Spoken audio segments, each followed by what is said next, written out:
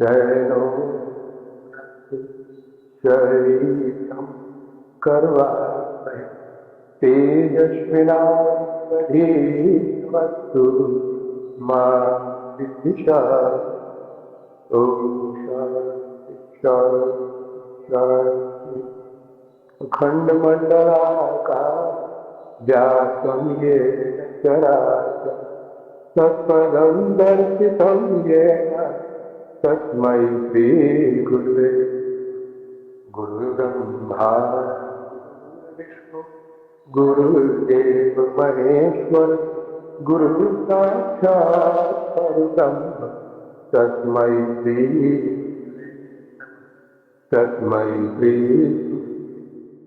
दयानंद समस्त गुरुजनों की तरफ से सबका भरपूर आशीर्वाद।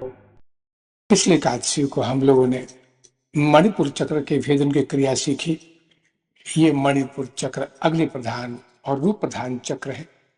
आज हम भक्ति, प्रेम और आनंद प्रधान अनाहत चक्र के बारे में जानेंगे।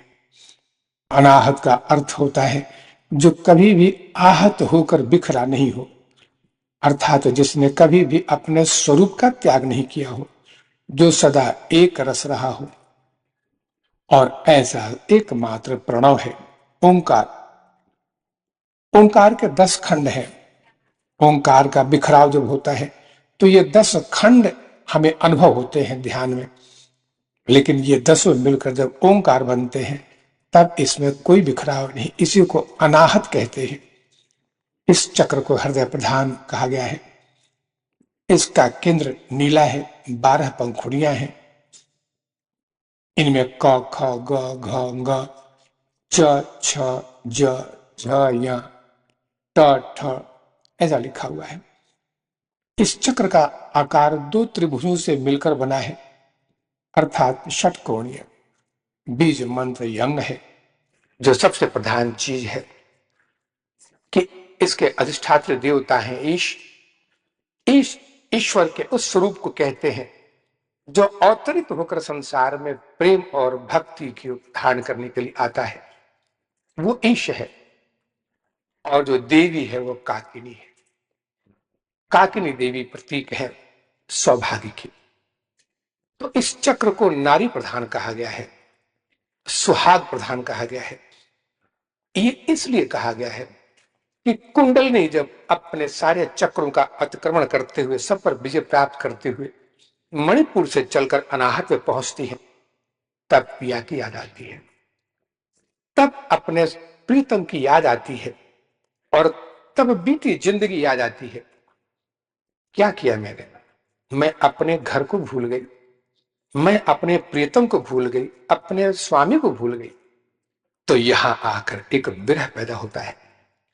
और स्वाभाविक है, हम सबके जीवन में भी यही देखने को मिलता है कि अपने प्रियतम से बिछुड़कर जब तक विस्मृति है तब तक तो ठीक है, लेकिन स्मृति जगते ही एक विरह पैदा होता है और तब प्रेम प्रस्फुटित होता है, प्रेम उमड़ता है हृदय से। तो हृदय को ही प्रेम का केंद्र माना गया है।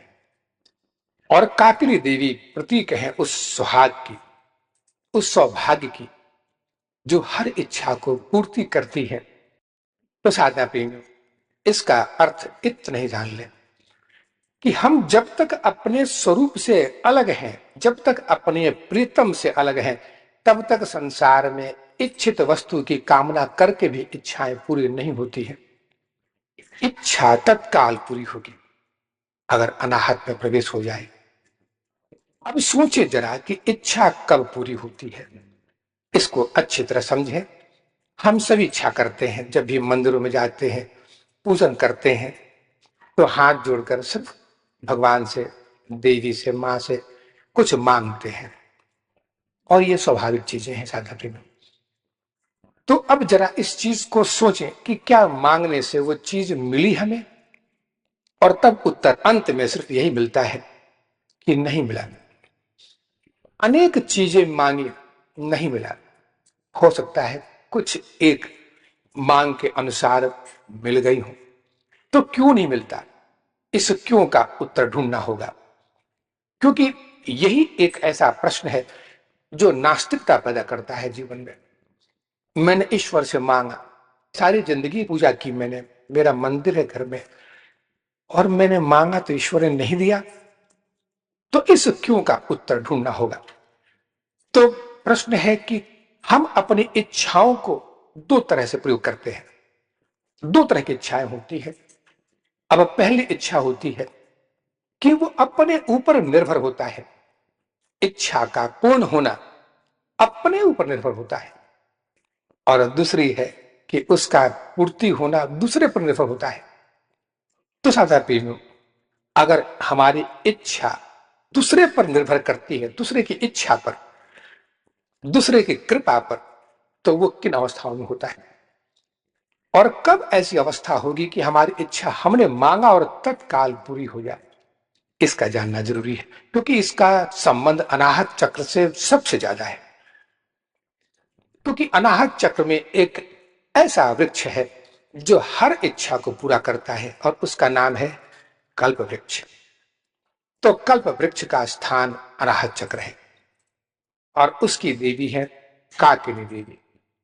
काकिनी शब्द बनता है कल्प तरु से, कल्प वृक्ष से। तो एक इच्छा हम ऐसा करते हैं जिसका पूर्ति होना दूसरे पर निर्भर करता है। अब दूसरे पर जब निर्भर करेगा तो इसकी जो परिस्थिति होगी उसका नाम है प्रारब्ध। क्योंकि हम इच्छा तो करते हैं, ईश्वर ने कहा है कि दो शर्तें होती हैं इच्छा पूर्ति की। पहली शर्त है कि जगते हुए इच्छा करना होगा, जागते हुए इच्छा करो, निद्रा में नहीं। क्योंकि हम सोकर अगर स्वप्न देख रहे हैं कि हमें इतनी तकलीफ है, हम विपदाओं से घिरे हुए हैं, और हम उस सपने में अपने घर वालों से कहते हैं कि हमें बचाओ, या ईश्वर से कहते हैं, तो जागते हुए व्यक्ति के लिए इच्छा कर रहे हैं, लेकिन सपने में इच्छा कर रहे हैं, तो जागते हुए व्यक्ति को कैसे पता लगेगा। तो जागते हुए इच्छा करना होगा। बस बिस्तरे से उठकर अपने ध्यान में, अपने स्वरूप में जगे और इच्छा करें, तत्काल इच्छा पूरी होगी। तो हम सोते हुए इच्छा करते हैं, और दूसरी चीज है उस इच्छा को ईश्वर को अर्पण नहीं करते। तो भगवान ने गीता में भी कहा है कि दो अवस्थाओं में इच्छा तत्काल पूरी होगी। जगते हुए इच्छा करो, तुम जग जाओ, तुम ये जान लो कि तुम कौन हो, तुम किसी पर आश्रित नहीं हो, तुम स्वयं सिद्धा हो। जो इच्छा करोगे निश्चित पूर्ति होगी उसकी। लेकिन इसके लिए जरूरी है कि जगना होगा। और दूसरी चीज है कि हमारी जो इच्छा है ईश्वर को अर्पित होनी चाहिए। यानी ईश्वर माध्यम होना चाहिए, और ईश्वर माध्यम तभी होगा जब हम अपने कल्याण के लिए, आत्म कल्याण के लिए इच्छा करें। तो अब जरा सोचे इसको कि इच्छा पूर्ति नहीं हुई तो क्यों नहीं हुई, और इच्छा पूर्ति कब होगी, तत्काल इच्छा पूर्ति होगी। तो सोते हुए इच्छा हम करते हैं, तो ये निद्रा की अवस्था क्या होती है। निद्रा नाम है मूलाधार और स्वाधिष्ठान का। जैसे मैंने बताया कि निद्रा का नाम है तमस, और ये दो चक्र तमस है।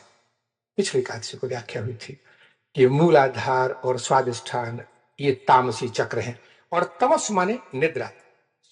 तमस कहते हैं कि उस वक्त अपना ज्ञान कुछ भी नहीं है, एक विस्मृति की अवस्था होती है जीवन की कि मैं कौन हूं, हम भूल चुके होते हैं।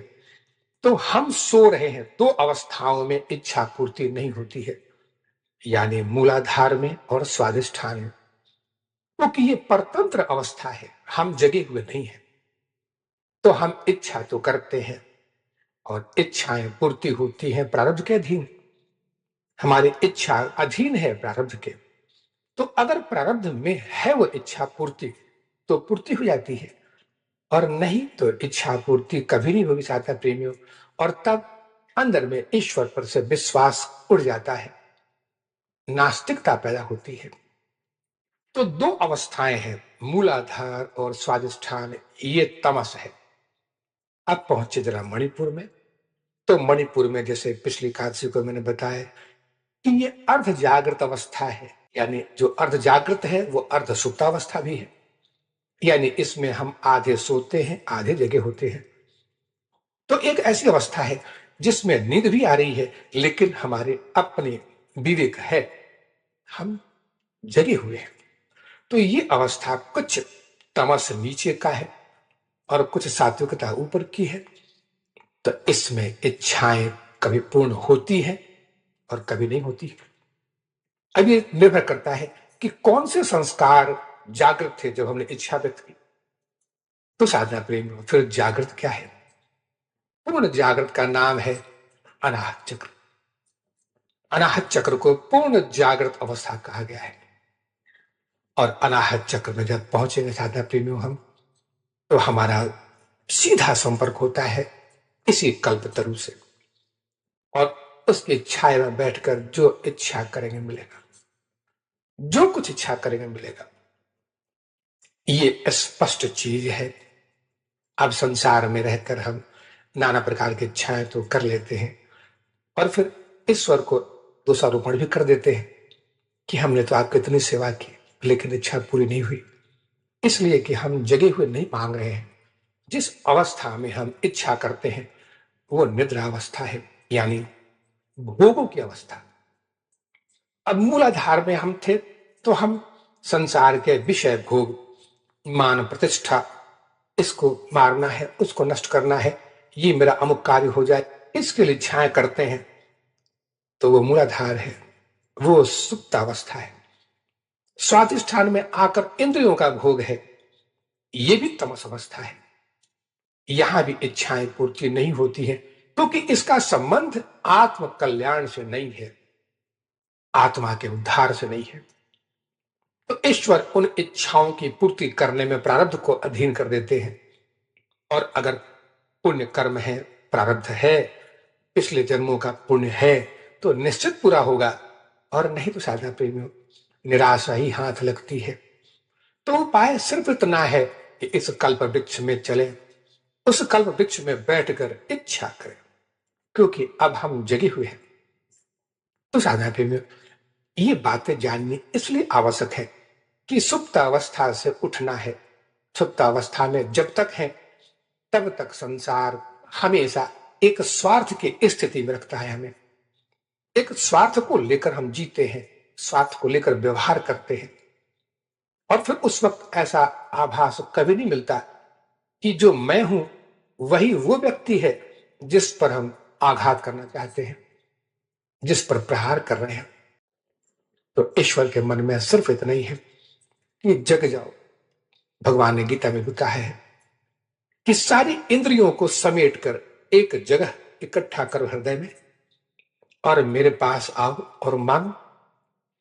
लेकिन इंद्रियों के सुख के लिए मांगोगे तो मैं नहीं दूंगा, क्योंकि ये तुम्हारे पतन का कारण बनेगा। तो मूलाधार और स्वादिष्ठान विषय भोग की है, एक में संचालित विषय है, दूसरे में इंद्रिय भोग है।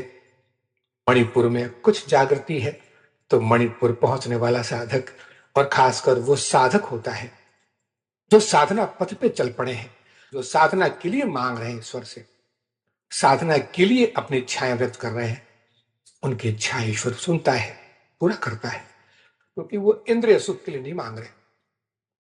अब जरा उस साधक के बारे में, उस व्यक्ति के बारे में जो अनाहत चक्र में पहुंच चुका है, इसकी पहचान जान ले।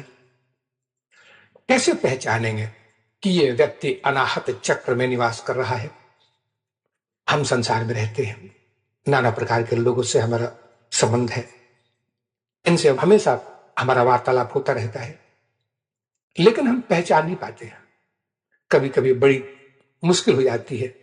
उस व्यक्ति के व्यक्तित्व को लेकर कभी कभी मन में अनेक प्रश्न उठते हैं कि ऐसा क्यों है। रामकृष्ण परमहंस जैसे महान संत और मां के इतने परम भक्त, फिर भी कैंसर, इतने कष्ट। शंकराचार्य ब्रह्म स्वरूप में निवास करते थे, फिर भी इतने कष्ट। तो क्या उन्होंने कभी इच्छा नहीं की? क्या रामकृष्ण परमहंस ने इच्छा नहीं की? नहीं चाहता भी। जो उस अनाहत में प्रवेश करता है अपने इंद्रियों के लिए, वो अपने शरीर के लिए नहीं मांगता है, वो मांगता है सिर्फ प्यार, सिर्फ प्रेम मांगता है, भक्ति मांगता है।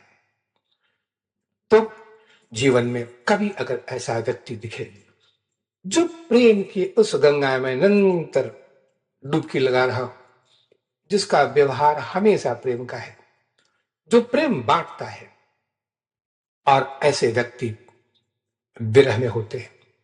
ईश्वर के प्रति विरह की अग्नि हमेशा जलती रहती है, उस परमात्मा को पाने के लिए हमेशा व्याकुलता रहती है उसके अंदर में। और ऐसे व्यक्ति अच्छे कवि होते हैं, जो विरह की कविताएं करते हैं, अच्छे गायक होते हैं, अच्छे लेखक होते हैं, अच्छे ऐसे वक्ता होते हैं जो अपने प्रवाह में उस प्रेम में पूरी जन समुदाय को एक साथ लेकर चलते हैं, सबको बहा के ले चलते हैं उस प्रेम में। इतनी बड़ी शक्ति होती है। यही पहचान है अनाहत चक्र में निवास करने वाले उस व्यक्ति का। इसलिए इस चक्र को मातृ प्रधान कहा गया है, देवी प्रधान कहा गया है, क्योंकि इसमें प्रेम का प्रवाह है। और इसलिए जब भी ध्यान कराना होता है तो गुरुजन औरतों को, स्त्रियों को, नारियों को हमेशा हृदय में ही ध्यान करवाते हैं, लेकिन पुरुष को आज्ञा चक्र में। तो हृदय जो प्रधान है, ये नारी चक्र कहा गया है, ये सुहाग का चक्र कहा गया है, क्योंकि यहां पर मां जब पहुंचती है, मां कुंडलनी, तो एक विरह की अग्नि में तड़पती है और मिलन की अग्नि बड़ी व्याकुल हो जाती है, बेचैनी होती है अपने प्रियतम से मिलने के लिए। जब वो अनाहत में पहुंचती हैं तो पीछे के चक्रों को सोचती हैं कि मेरी बर्बादी का कारण कौन सा था। मैं अपने प्रियतम को, अपने पति को, अपने घर को, अपने स्वरूप को भूल गई। इसका कारण था मूलाधार और स्वादिष्ठान। तो तत्काल उसको नष्ट कर दिया। तो जो भी साधक इस अनाहत में प्रवेश करेगा, वो पीछे मुड़ के जब भी देखेगा तो उसको सबसे बड़ी आत्मग्लानि होती है अपने भूतकाल को लेकर। और प्राय से देखने में आता है कि अच्छे साधकों में ये लक्षण दिखते हैं। भूतकाल जो विषय भोग में बीत गया, ये बर्बादी का सबसे बड़ा कारण था। शरीर को सुख तो मिला, वो भी क्षणिक मिला, इंद्रियों को सुख मिला, क्षणिक मिला, लेकिन उस क्षणिक सुख ने कितनी बड़ी बर्बादी की। हमें अपने प्रियतम से, अपने स्वरूप से, अपने परमात्मा से दूर कर दिया। तो ये विरह होता है और ये बहुत तकलीफ देने वाला होता है साधना प्रेम, बहुत तकलीफ देने वाला होता है। जब साधक पहुंचता है अनाहत चक्र में तो उसके अंदर में सिर्फ एक जो विरह की अग्नि पैदा होती है, तो चाहता है कि इसका आनंद संसार को भी दे, सबको कहे कि अरे मिलने की इच्छा बाद में करना, पहले तड़पने की इच्छा करो, पहले विरह की इच्छा करो। जो प्रेम प्रसंग हुआ था एकादशी क्रियाओं में, जिसमें माधुर्य रस था, उस वक्त मैंने इस चीज को कहा था कि मिलन जो है ये एक अंतिम अवस्था होती है और ये प्रेम को खत्म कर देने वाला होता है। जब मिलन हो गया तो प्रेम खत्म हो जाता है। तो मिलन के पहले तक की अवस्था होती है तड़प की, विरह की, और अनाहत चक्र में आने वाला साधक इस विरह में तड़पता है, बहुत तड़पता है। और कुंडलनी की अवस्था भी यही है। इसलिए कुंडलनी यहां पर अपने अंदर के सोए हुए प्रेम को जगाती है, और वही काकिनी देवी है, वही उस कल्प वृक्ष के नीचे बैठकर और उस परमात्मा से, अपने प्रियतम भगवान शिव से एक ही इच्छा कर रही है कि मुझे अपने घर बुला लो। मैं बहुत भटक चुकी, अब नहीं चाहती, बहुत कष्ट भोगा हमने। तो साधना प्रेमियों, ये पार्वती और कुंडलनी और कोई नहीं है सिवाय हमारे, हम ही है वो। और भगवान शिव और कोई नहीं है, हमारा अपना स्वरूप है। हम भटके हैं अपने स्वरूप से, खुद अपने से भटक गए हैं। तो मिलन होता है, जैसे मैंने बताया कि दो त्रिभुजों का मिलन है अनाहत चक्र। इसको षटकोण कहते हैं, 6 कोणों का बनता है। तो 2 त्रिभुज इसमें काम करते हैं और दोनों त्रिभुज होते हैं नारी और पुरुष। शिव और पार्वती ये दोनों भटके हुए थे। तो भगवान शिव आज्ञा चक्र में बैठे हैं और जब कुंडलनी पहुंचती अनाहत में तो भगवान अपने प्रेम का परिचय करवाते हैं। छात्र प्रेम, एक बात तो अवश्य जाननी है कि हम गृहस्थी में रहते हैं, हमने विवाह भी किया है, पति पत्नी दोनों हैं, परिवार भी है, लेकिन क्या हम प्रेम के सच्चे स्वरूप को जान पाए? नहीं। क्योंकि अगर हमने प्रेम को शरीर के सुख के रूप में देखा है, शरीर की शांति, इंद्रियों की शांति को अगर हमने सुख माना है, प्रेम माना है, प्रेम की अभिव्यक्ति अगर इंद्रियों के सुख के लिए की है, तो वो हमेशा पतन का कारण बनता है। वो परिवार का सुख तो दे सकता है, लेकिन ईश्वर से विमुख कर देता है। इसलिए बहुत कम ऐसे साधक होते हैं। और साधना का स्वरूप ये भी है कि इसी गृहस्थी में रहकर, परिवार में रहकर ईश्वरीय प्रेम का जो अनुभव हो और जो आनंद, जो प्रेम, उसको सबको बांटे, अपने परिवार को बांटे, अपने आत्मीयजनों को बांटने के बाद संसार को बांटे। क्योंकि ये प्रेम अमूल्य है और जितना बढ़ता है उतना बढ़ता है ये। बाकी सांसारिक प्रेम तो लोग छिपाकर करते हैं, ईश्वरीय प्रेम छिपाकर करने की चीज नहीं होती है, ये बांटने की चीज है। और इसलिए भगवान स्वयं अवतरित होते हैं, भगवान स्वयं धराधाम पे आते हैं। ये अनाहत चक्र एक लीला भूमि है। और आपको बता दें कि अनाहत चक्र का जो दूसरा नाम है, ये विष्णु ग्रंथ यही है। जहां पर जितने अवतार होते हैं वो यही होते हैं। निर्गुण निराकार ब्रह्म सगुण साकार में अपने आप को परिवर्तित करते हैं इसी चक्र में आकर। क्योंकि संसार में जो प्रेम की गंगा बह रही है, जो पांच रस बह रहे हैं, इसका अनुभव उनको अनाहत में होता है। और इसलिए प्रेम की अनुभूति सिर्फ हृदय में होती है। और प्रेम की अनुभूति होती है जब साधना प्रेम हो। तब एक गृहस्थी के लिए संगीत निकलता है, लोग अच्छे अच्छे गाने गाते हैं, लेकिन जो सच्चा भक्त है, जो सच्चा प्रेम का रसिक है, उसको नाद की ध्वनि प्रस्फुटित होती है। तो अब मैं परिभाषा दूंगा अनाहत चक्र का कि अनाहत किसको कहते हैं। अनाहत का मतलब होता है जो कभी आहत नहीं होता है। अनाहत तो जो कभी आहत नहीं होता है, वो हमेशा अपने स्वरूप में रहता है। अब चाहे कोई कितना भी गाली दे ले, कितना भी अपमान कर दे, हमारा कितना भी नुकसान कर दे, हम आहत नहीं होंगे। तो आहत नहीं होंगे तो हम अपने स्वरूप में ही रहते हैं। लेकिन अगर क्रोध आ गया, अगर किसी व्यक्ति पर क्रोध आ गया, अगर काम जागृत हो गया, तो हम अपने स्वरूप को छोड़कर अलग हो जाते हैं। तो फिर हम आहत हो जाते हैं, फिर अनाहत नहीं रहते।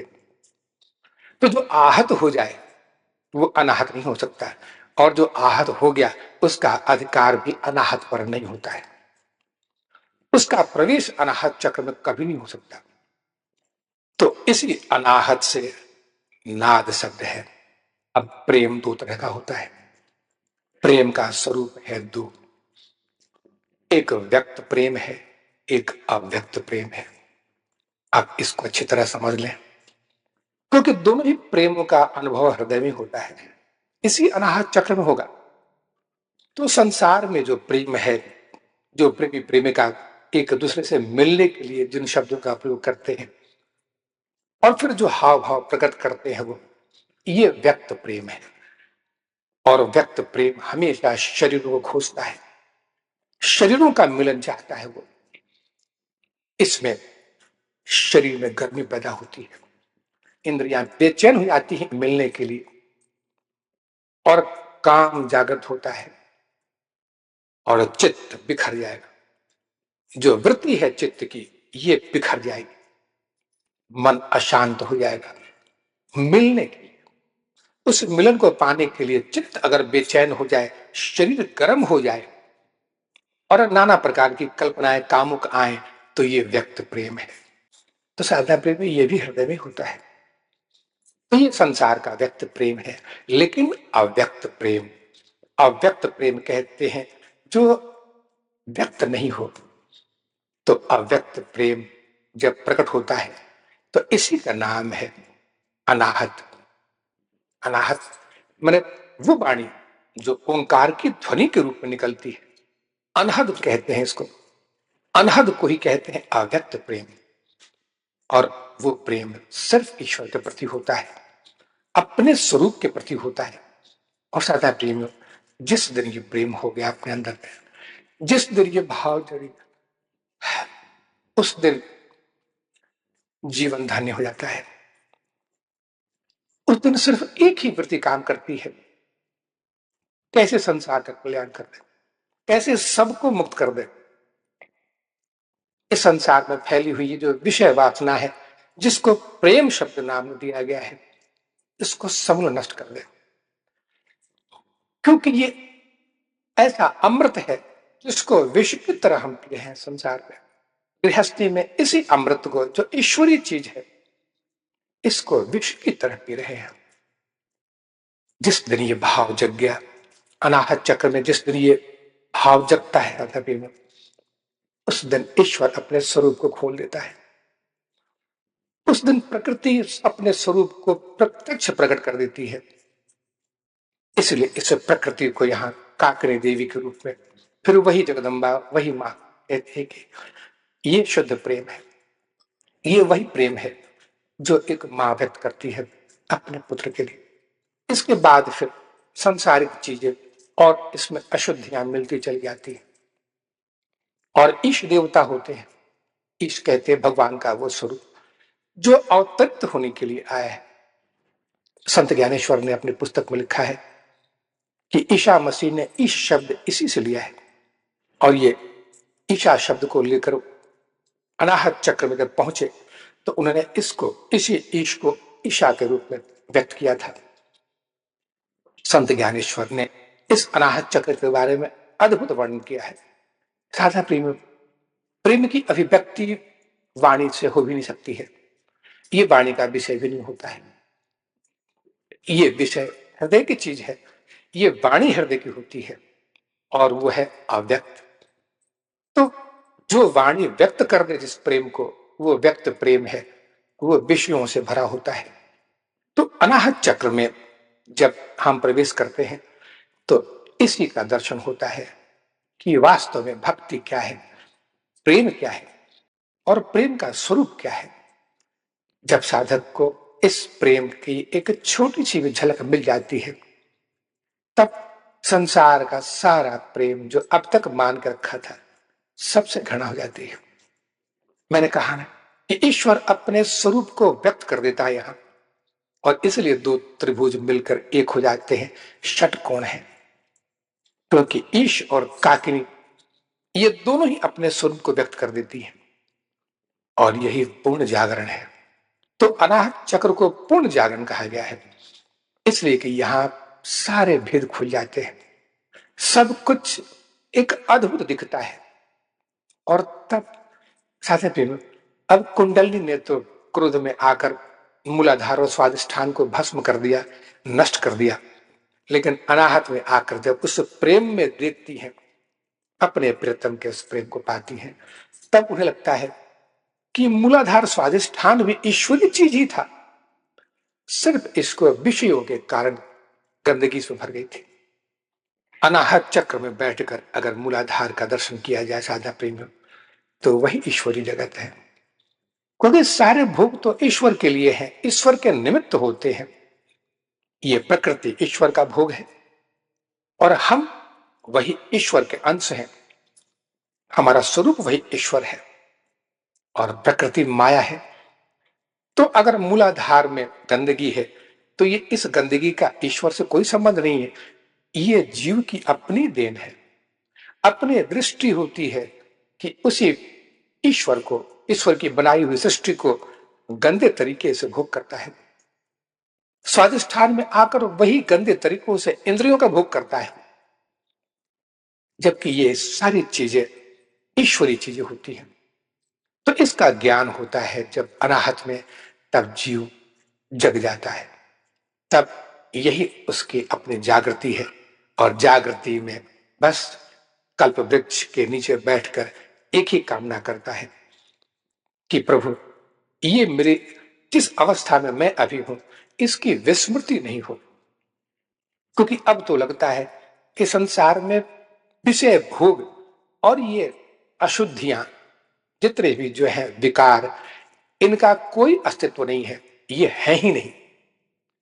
लेकिन जब तक जीव मूलाधार में है तब तक ईश्वरीय सत्ता ही उसको दिखती है गंदगी के रूप में, क्योंकि उसी अवस्था में बैठा है वो, दृष्टि वैसी हो जाती है। तो साधना प्रेमियों, भगवान ने गीता में सिर्फ एक ही चीज कही है कि सारी इंद्रियों के द्वार को बाहर से बंद कर दो और अंदर खोल दो। बहिर्मुखी इंद्रियां जो संसार के विषयों के लिए अपना हाथ फैला के बैठी हैं, इनको बंद कर दो, बाहर के विषय व्यार नहीं आने दो, और फिर सारी इंद्रियों के अंदर के द्वार खोल दो, क्योंकि अंदर में सिर्फ मेरा साम्राज्य है। अनहद बज रहा है अंदर में। अनहद उस घंटा घर को कहते हैं जहां पर कि सिर्फ ओंकार की ध्वनि चलती है। तो अंदर के अनहद की ध्वनि तभी सुनाई पड़ती है जब बाहर की खिड़कियां जो बाहर खुलती हैं इनको बंद कर दिया जाए। मैंने कहा कि सर्वत्र अमृत ही है, विष नाम की चीज नहीं है। लेकिन अमृत को जब हम एक स्वार्थ सिद्धि के लिए और फिर अपने इंद्रियों की तृप्ति के लिए प्रयोग करते हैं तो ये विष बन जाती है, ये विष तुल्य बन जाती है।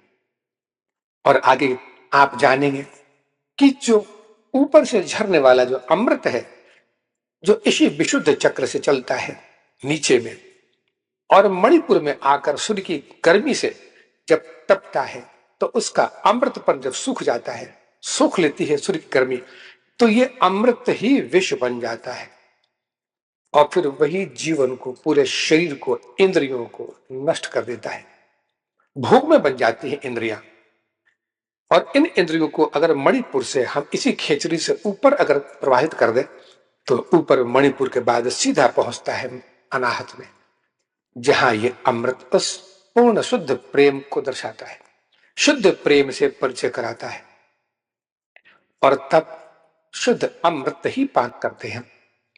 तब वही इंद्रियां जो विषय भोग में और फिर उस विष को ग्रहण कर रही थी अब उस अमृत को ग्रहण करती हैं और फिर साधना के लायक बन जाती हैं। लोग 80-80 वर्ष, 90 वर्ष की उम्र में भी अनाहत चक्र में पहुंचते ही पूर्ण युवावस्था को प्राप्त हो गए हैं। मनुशतरूपा का उपाख्यान रामायण जो पढ़ा होगा, उस उम्र में मनुशतरूपा 100 कितने वर्षों में पहुंचे थे जंगल में, और वहां पर पूर्ण समाधि में गए हैं और सारी इंद्रियां पूर्ण जागृत हो गई हैं।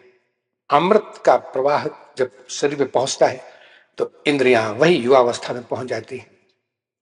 तो ये अनाहत चक्र है।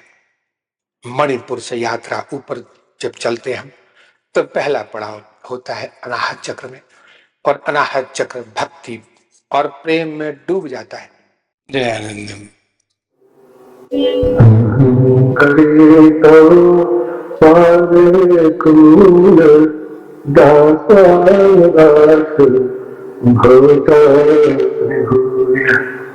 मनः स्मरेतासु पते वास्ते गृहीत्वा कर्म करोतु काय नाक कष्टं न च पारमेष्ठं न सर्वं मनसाधिपत्यं न योगसिद्धिः पुनर्भवं वा समञ्जसत्वा निर्हयकाक्षे अजातु पक्षा हेमातरं खगा स्तम्भं यथा सतराचु भारत प्रियं प्रियेव दिशितं वृषणा मलनिन्दाक्षिदिगृच्छते त्वां ममोऽतुमशोक जनेश सख्यं संसार चक्रे भ्रमतः